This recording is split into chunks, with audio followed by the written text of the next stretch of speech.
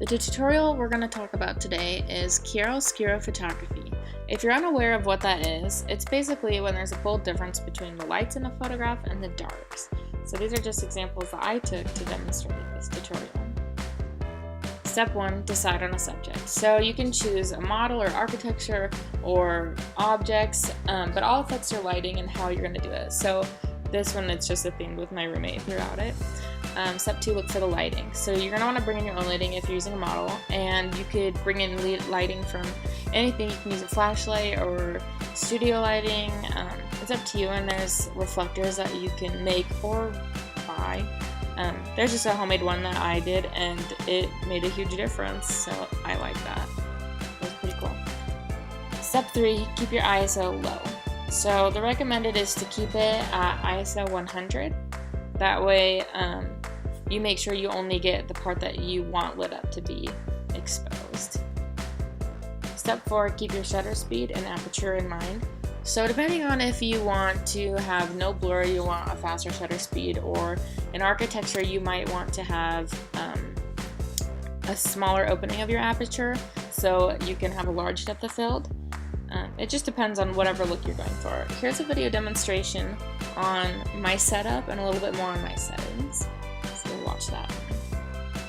The setup that I have for this style of photography is first the camera, and then you have to have your light source. So if you're gonna use these, keep it close to your face. I also used this light hole in one of my shots because it created great lighting. And you want to have a backdrop. And you can also bring in a reflector. This one I just made homemade with a lid and tinfoil, and it does a really great job.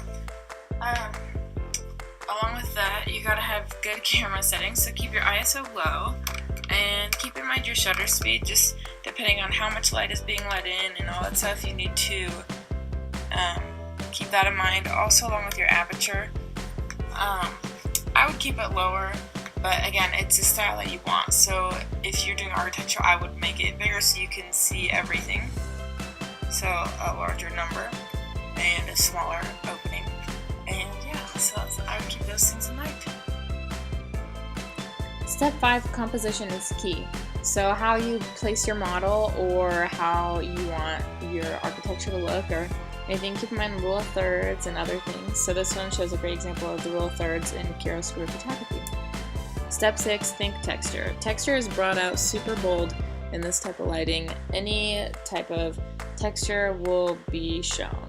So if you don't want it to be shown, put a backdrop on it or bump up the lighting. You can also, it's great with elderly people because it brings out their wrinkles. So there's texture in the scarf.